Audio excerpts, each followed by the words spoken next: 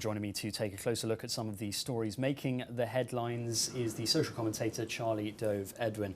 Charlie, let's go to the Nigerian paper This Day, and it looks like Muhammadu Buhari, the new president, is coming under a bit of criticism for his first 100 days. Tell us more. Yeah, the 100-day story about presidents is something that seems to have emanated from the US and the UK, where comments have been made about achievements in the first 100 days. It looks like some of President Buhari's opponents are using this 100 days to question what he's done. Whether Buhari himself made any promises is not clear. There's no pictures that I've seen on the internet that suggest that he actually made these comments, and if they were made in private.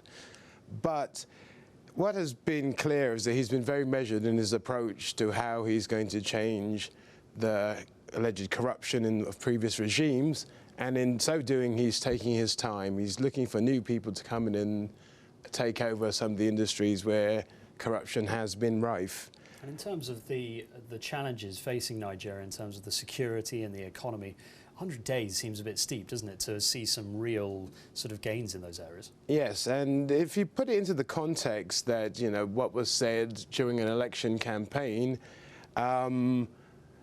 is very different to the situation that we have now. The oil price is lower. He's discovered the amount of money that's actually in the Treasury, and there are some difficult decisions that are ahead for Nigeria.